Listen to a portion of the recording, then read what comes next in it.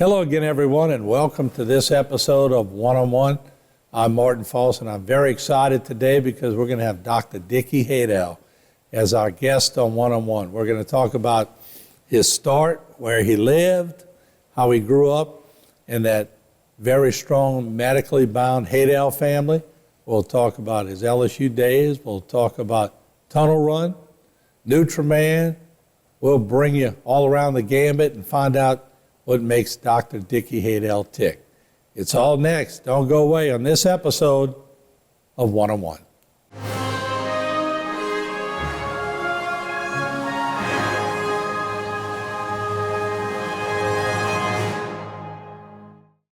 One-on-One is brought to you by the Law Office of Waits and Downer.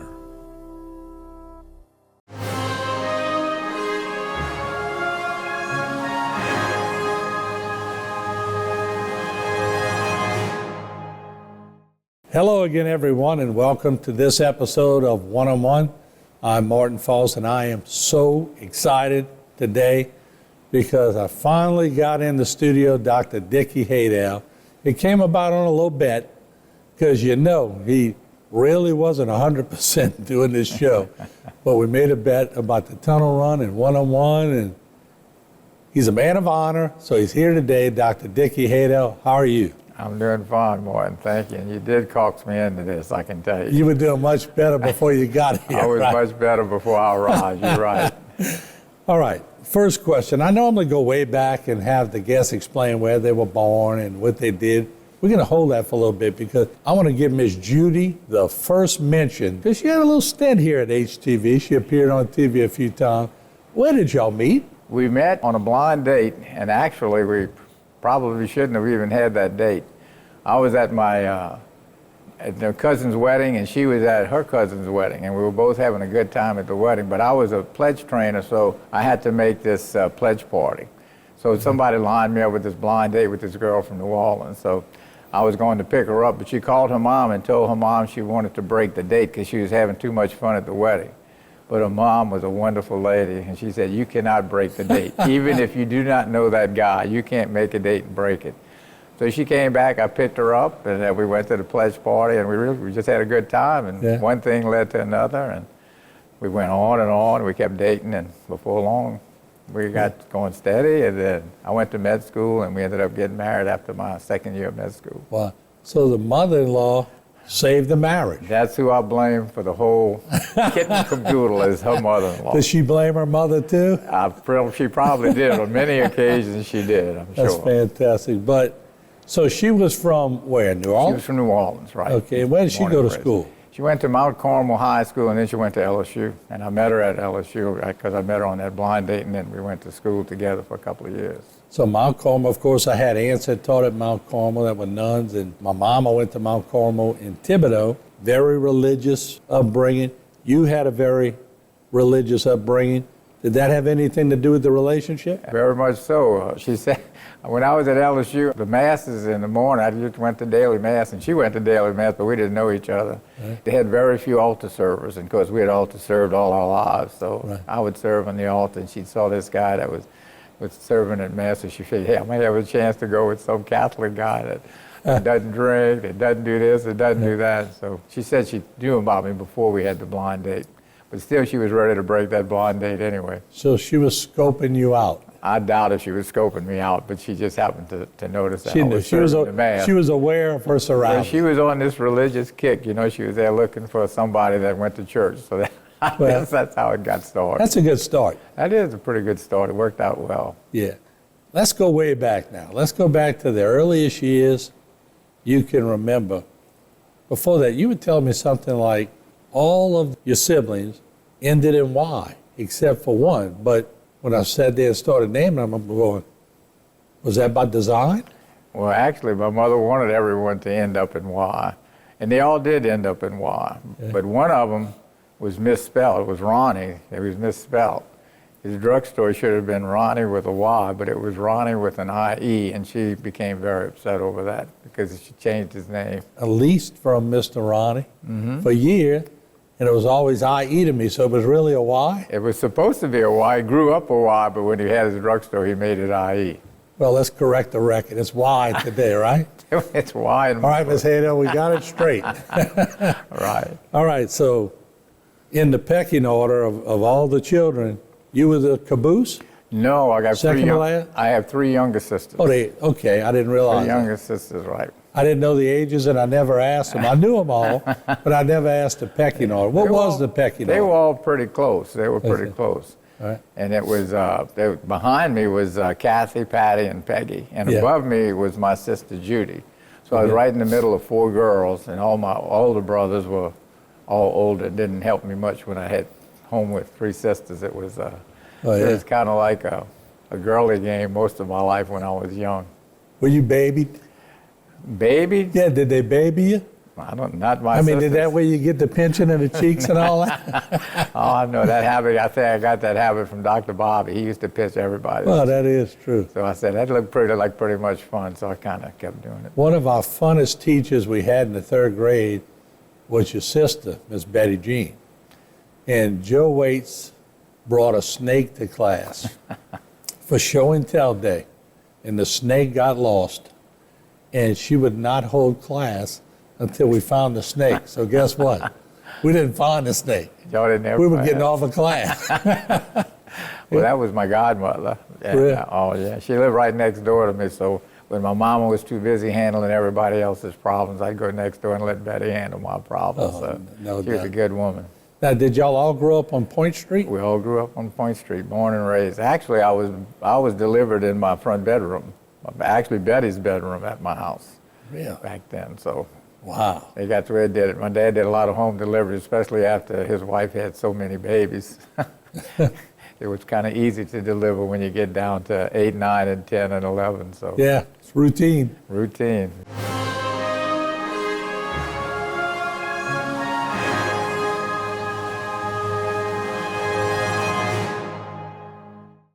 For all of your cases, including those with catastrophic significance, call Waits and Downer Law Firm.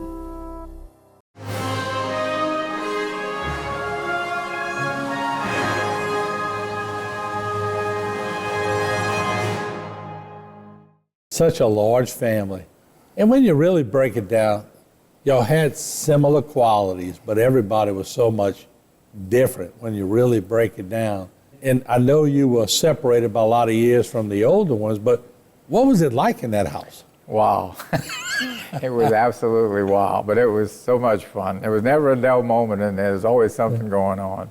Yeah. But it was pretty wild. We were always cutting up, we were breaking furniture, we were tackling lockers, and it was kind of interesting, and that's the best statement. It's kind of wild. What were the personalities like? Dr. Jerry, what was he like? Dr. Jerry was one in a million. There's nobody like Dr. Jerry. He was always a boastrum, and he was always kind of confident and cocky, and thought he was Mr. Everything. He was everything he did was the best.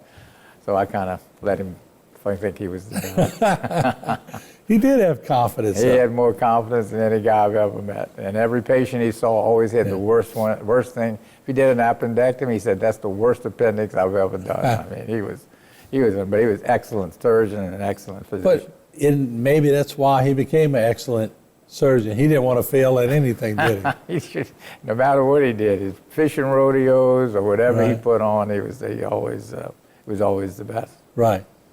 How was Dr. Tommy? Dr. Tommy was another one in a million. I mean, he was the most laid-back guy. Everybody loved Dr. Tommy. Just everybody kind of just catered to him. He had so many friends, and he was involved in so many things. And Mardi Gras, he was a big Mardi Gras guy. Yeah. And they all just kind of came to him. I mean, the best thing I remember, though, is the drug reps that used to come to the office.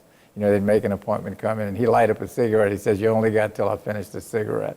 Light up a cigarette. When he finished, the drug rep had to leave. I remember him coming to the float den with his loafers and his white socks and shorts. He didn't care about anything, did he? He didn't care how you dressed, how you looked. If you'd see some of the ties he would wear to work in the office, we'd kind of give him a bad time about that. But he's a wonderful physician. He was really He was a good smart. guitar player, too, wasn't he? Played the guitar excellent. He was a very good guitar player. And, of course, Dr. Jerry played the piano. Dr. Jerry played the piano. He did. Yeah, and before I get to the other siblings, was music a part of your family from the go? Constantly. Everybody in my family played an instrument. some kind of way, shape, or form, except the younger girls. They didn't do too much. Peggy, but actually I only had one sister that wasn't musically inclined. That was Patty. Yeah. But all my brothers played instruments except for Ronnie, and we all played something. All right, so who was next in the pecking order? Would it have been Betty Jean? Oh, Ronnie. Ronnie was next? Betty was the oldest, then Jerry. Okay. And well, let's talk about Betty Jean. well, Betty was a school teacher, you know that, huh? Yeah. Then she, after she taught school, she ran a little daycare, not daycare, like preschool, before they started having official preschool. She had one at her house, and she'd have kids over there. And then she kind of just retired from teaching and stayed next door to my mom. And She was such a kind lady. wonderful lady, wonderful lady. Yeah. Yes, she was. Let's talk about Mr. Ronnie, the R-O-N-N-Y that became R-O-N-N-I-E. Yeah, Mr. Ronnie, that's another interesting story. He wanted to go to medical school, but he didn't get accepted, so he finished in pharmacy and came home and practiced with my Uncle Paul. He bought Uncle Paul's Haydel drugstore and then opened Ronnie's drugstore right across the street. But he was a good pharmacist, and he was right in the middle of everything we did medically. I don't want to say this to be derogatory, but I watched Green Acres growing up, and Mr. Drucker, who was the pharmacist, said everybody in town would go to his store and talk. When I rented from Mr. Ronnie early on, and I would just go next door, if I had a break, everybody was in his store, and they knew everything about everybody. But I remember the coffee being like tar. Well, he did have a little small coffee pot, and the coffee was doubly strong. I think they dripped it through the coffee bronze twice before he let you have a cup of coffee. Yeah. Very strong, but everybody would go and have a cup of. He's always had all the guys in Houma that knew him. They would go there every day just to chew the rug and talk things out. And Did those guys have anything to do? some of them worked.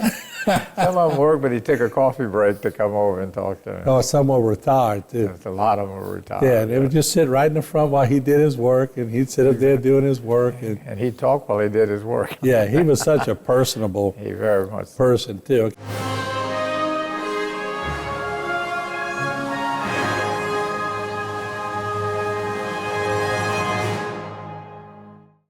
For all of your cases, including those with catastrophic significance, call Waits and Downer Law Firm.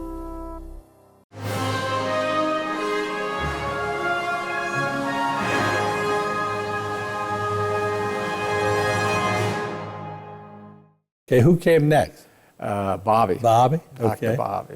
Another piano player. Another excellent piano player, yes. And liked to sing too, Fats Domino. Yeah, he had a band. He had a really good band. They used to practice in the front room of my house and drive my mom and dad crazy. And Yeah. they put on a bunch of sock hops back in those days. And he was a popular band, but he was really a good singer. He was excellent, excellent. All right. And then next in the pecking order My was? sister Judy.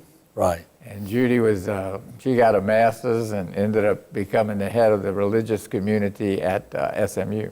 Yeah. In Dallas. So she was a big wheel down there, and she ultimately retired. Judy married a Loyola basketball player, Oh, John really? Henneberger, yeah. Okay. All right. And I used to drive down. The first time my daddy let me go to New Orleans, they were dating, and he let me go watch one of John Henneberger's basketball games. And so I drove in, I went into Loyola, they tipped it off. In the first 5 minutes of the game, he fouled out. He fouled out at 90% of the games he was in. Wow. But he and his brother both played for Loyola. He was a good basketball player, but he was way too I don't know why I always mix up Judy and Peggy. Everybody does. Yeah, they're very similar. very And I find Heidi, Dr. Jerry's daughter, has similar characteristics. Yes. Y'all gene pool in that family is pretty strong. It's either one way or the other, but I find a lot of people have the same types of personalities or whatever. So, yeah. We'll talk about your dad and your mom later. But all right, who was next? Judy, me. I came after Judy. Okay. I'll ask you which you're like the whole show, so I don't need to do that just yet. So then you mentioned your sisters after you. It's Kathy. Right. Kathy was a school teacher, a terrific piano player. She really, because she could play any music on the piano. She was probably our best piano player. But she could read music. As a matter of fact, they all took piano lessons from a Miss May, which was right next door to my house. Yeah. And if they would babysit me, I'd have to go to piano lessons with them and sit on the floor of Miss May's house while they took these crazy piano lessons. And I wanted to go out and play ball, but they wouldn't let me go by myself. I was kind of young back then. But Kathy was an excellent, and she's living now in California, and she's retired. All right, and after her? It's Patty. Yep. My sister Patty. She passed away. She was another school teacher. She was the tallest one in the family, as a matter of fact. And but she was she went to the convent for a while and dropped out, and then became a school teacher. And she taught down the bayou, and they all loved her down there. She taught me too. Patty taught kindergarten. She was a kindergarten teacher. Yeah. What was she, about 6'3"? She's tall, 6'4". She was a couple inches taller than me. Wow. Yeah, she got that tall gene in the family. I wish I'd have had that tall gene, but she had the real. Well, Jeffrey got it. Jeffrey got it. He must have got it from Pat. Yeah, Patty's genes must have passed to he him. got the tall gene, and then finally was. And Peggy. Yeah. And Peggy was another excellent piano player, and she went to St. Francis. She's the one that married the FBI agent. Right. John, huh? That's it, John. Yeah, nice fella. But so the music was just resonating in that house on Point Street. All the time. Well, my daddy played the violin, and he played a little bit of piano as well. He played the violin? Yeah, he played the violin. He played it for us every now and then. Yeah. And he also played the trumpet. So he played the violin, the trumpet, and the piano. But he didn't like to entertain us too much because he was always too busy being a doctor. So we didn't get to enjoy as much music as he could play. I was going to ask you what your mama did, but I know what she did. That's real simple. She prayed a lot. Yeah. She made us all kneel around the bed with her at night and pray the rosary and say the litany of the saints and all those things. And she was very religious, and she tried to keep us all as religious as she could. Yeah. She was successful most of the time. But, I got you. What was her maiden name? Amy, A-Y-M-E. Okay. Wow. Okay, so let's talk about the dynamics in that family set a tone for success, if I could be so bold, because everybody who came out of that family did their own thing, but became very successful.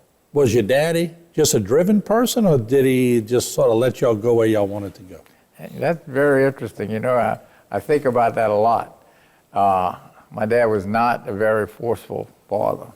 He didn't say, look, you had to do this, you had to do that. He didn't jump on you about your grades. He didn't do anything. He kind of let you do what you thought you had to do. But he was just such a good physician, and he had a lot of patience, and he worked so hard all the time. And I think his work ethic we watched it and we saw it, and all the boys said, well, we all want to be doctors, we want to be like him.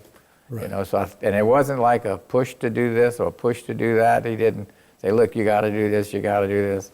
We kind of all just said, he's a pretty good guy. I think that's a good way to go. He's got, he had a lot of people that admired him, and so I said, well, I think I'm be a doctor too. So that's kind of how it all happened. And my mother she was just so saintly, and she was just so good and took care of all of us, and it's just kind of. She didn't push us to do anything. It just bled off. She just made us pray. I guess all the prayer we did was to pray that we would all go straight and be good. So. Right.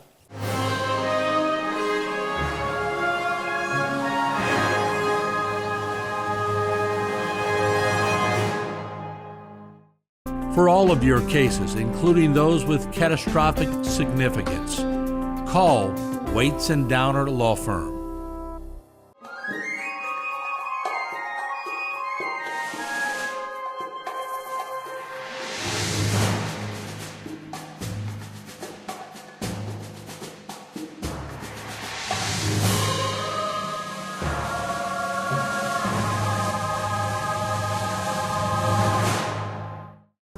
This one-on-one program has been brought to you by the law offices of Waits and Downer.